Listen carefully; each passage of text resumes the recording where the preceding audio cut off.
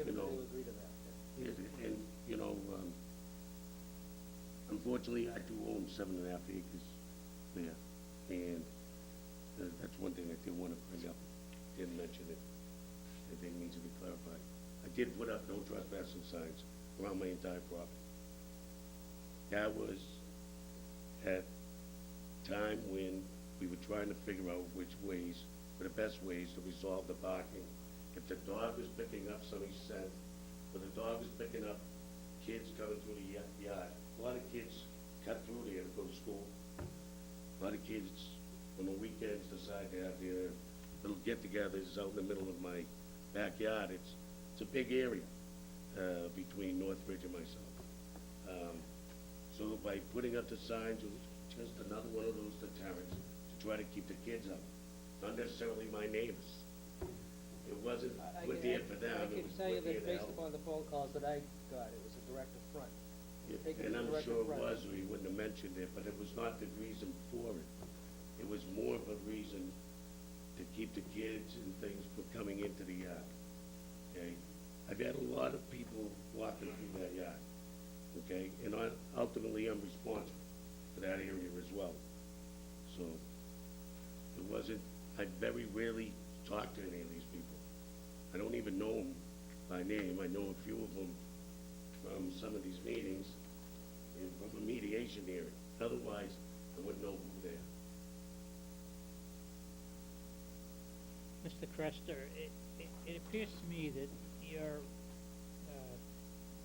commitment to put in a video system, right, doesn't necessarily stop the dog from barking, but it does prove if the dog was barking at a specific time, which should be very good in terms of sorting out what dogs are barking and when. But the dog caller would more than likely prevent the dog from barking altogether. Your concern, I gather from that, is then the purpose of the dog is also to protect the family, and at least to know when there's someone coming to the door or whatever.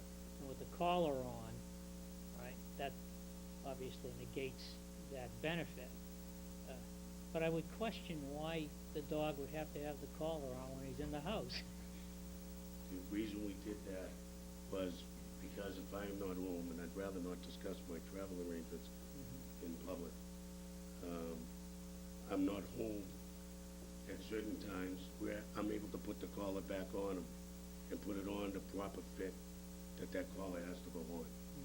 If the collar's not put on tight enough, the dog does not get the reaction that he's supposed to from. And if it's on too tight, you'd be choking the dog. That's right, and that's the reason why it's been on him. Let's see what. Yes, thank you, Mr. Chairman. The collar, it'll, as I do know, will send an electric shock, all right, to the dog if the dog barks at a certain level or whatever, okay? But is it triggered? Is it triggered on a growl? Okay, let's say you had a break in entry, and the dog can't bark, right? So the dog is going to growl at least. Do we know if that will trigger the electrical shock? Just the old, if I may, we do have two experts Okay. here today that may be, correct me if I'm wrong, but maybe in a better position Okay. to give you a more accurate answer to that question. Mr. President, my correct, however you want to. If you want to save it for the expert, that's fine by me. Yeah, let's just put it this way, let the experts explain it to you.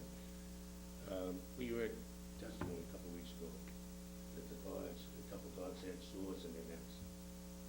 And that should answer your question pretty good. If the dog has sores in its neck, it's because the dog has been sapped. It does burn the skin. And, you know, any type of vibration, when you had it in your hands, I believe, just from afar and not being against your throat, did set it off.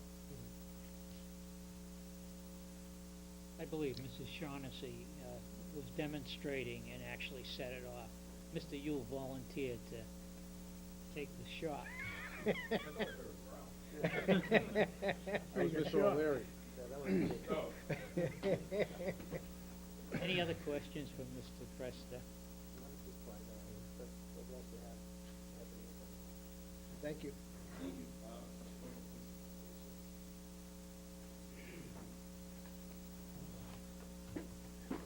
State your name and address. Yes. Thanks. Swear to tell the truth, the whole truth, nothing but the truth, so help you God. Yes, I do. Thank you. Would you state your name and address Kingston from Chester, New Hampshire. and your occupation? Dog trainer, Olympia Kennels. How long have you trained dogs? 31 years. How long have you trained German Shepherd dogs? The same amount of time. And you belong to an organization are associated with training German Shepherds? Yes, I do. I'm the president and training director of the Boston Schutzen Club, which is a German Shepherd organization. Schutzen. Schutzen, yeah. Spell that? Yeah, sure. SCHUTZHUND.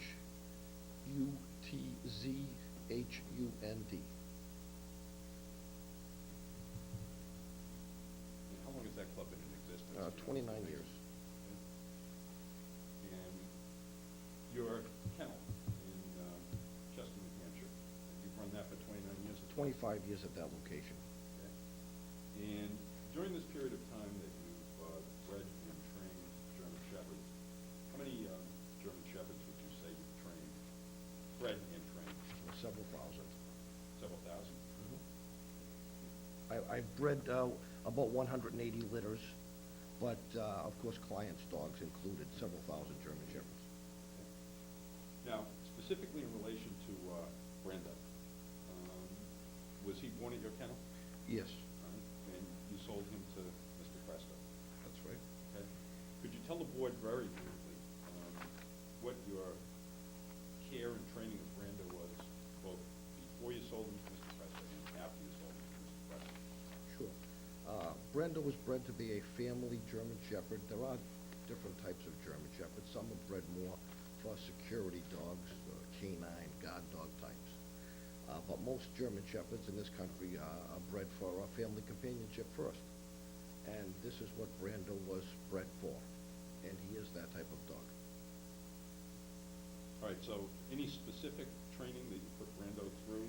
Yes, Mike Cresta brought him up when he was a puppy. We did the basic puppy behavioral course, which is a 2-week program. And then he came back again for basic young dog training, which is a 3-week program. And then when he was a little bit older, he came back for the intermediate program. And then again, when he was an adult dog, he came for the advanced obedience and behavior program. You're very familiar with Brando Yes, individually as a dog. sure. And would you characterize him as an excessive barker? No, I wouldn't. I think it's pretty obvious. Mike Cresta is a pretty responsible dog owner. He tried to do the right thing right from the beginning.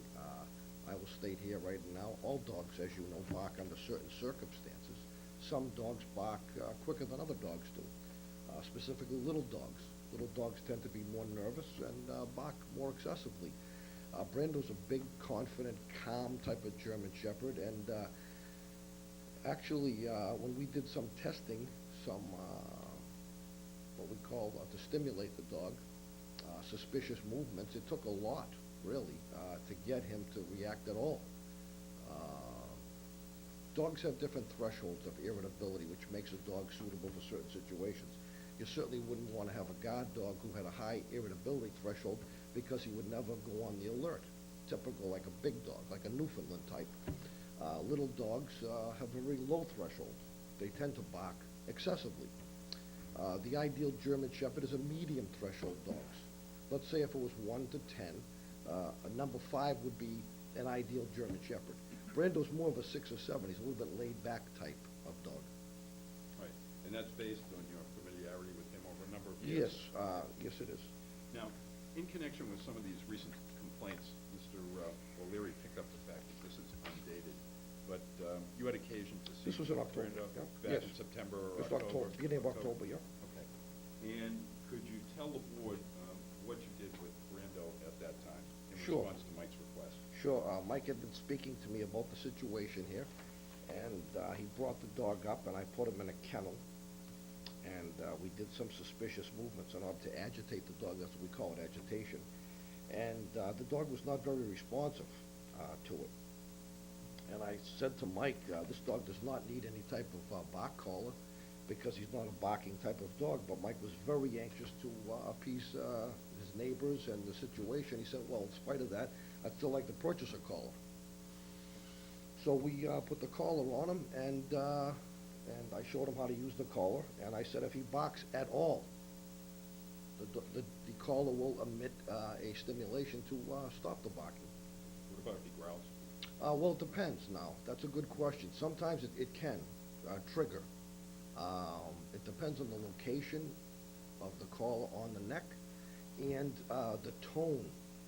What the tone, if the tone comes from down deep, it might have a tendency to actually trigger it, yes. It's possible. There's a lot of vibration Yes, as well. it's a microphone, and it's based on vibration. But it was your opinion back in October, based upon having known Brando since he was born, Yes. and the circumstances having been related to you, Mr. Cresta, that the collar wasn't necessary, that he was not an Yeah, excessive barker. I've always felt that, yes. I don't think I have any further questions. Anybody How from old's the board? the dog? How old He's is 5 now.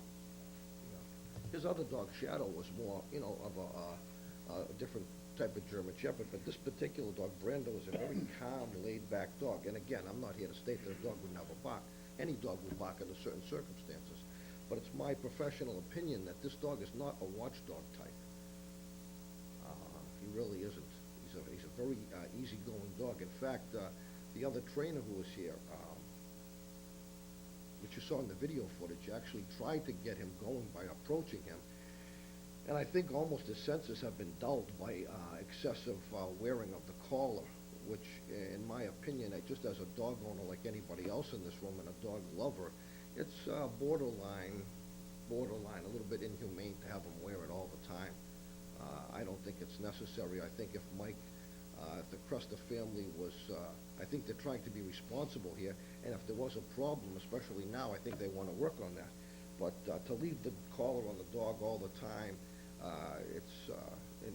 to me, it's not the way to treat the dog.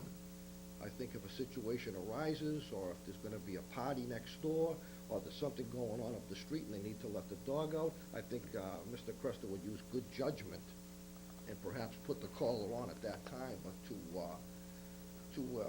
have the dog wear it all the time like this, I totally was against it. I told him that, but again, and we spoke about it, I think that's what he's looking for here, to be able to use his good judgment here, which I think he's trying to do. Mr. Delaney?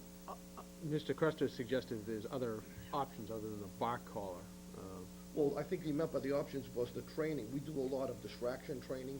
So Well, the dog- he mentioned something about a citronella collar or a sonic collar. Yeah, there are other collars. Those, with a dog like that, are not gonna be as effective. Citronella, it's a very sensitive dog, would respond to being squirted like a person, but this dog has a high nerve threshold. He's a very confident dog. I don't think something squirting at him would bother him or would stop him from doing anything he's wanna do. But again, he's not that kind of dog. I think the security system is a very expensive step in the right direction. But my position is, this dog does not require this collar, but in certain situations, any dog may bark. It's a dog. Can you tell us what the sonic collar is and explain that? Yeah, a sonic collar, I don't use them, I'm not familiar with them, but I think the military use them. I'm not really familiar with sonic collars. I use the electronic collars, what are called remote collars, by Tritronics company. That's the one I sold him. There are 2 types. One, a no-bark collar has the microphone, and if the dog barks or makes any sound, it immediately responds. The other is a training collar, which the hunting dog trainers use quite a bit, and as do behaviorists, which is a multi-level collar, which is used on a numerical system, and it gives different levels of stimulation, but it's handheld. Example, if the dog got into the trash, you could give a stimulation to the dog. If the dog went to chase the cat, you could stimulate the dog to stop the dog. If the dog was barking in your presence,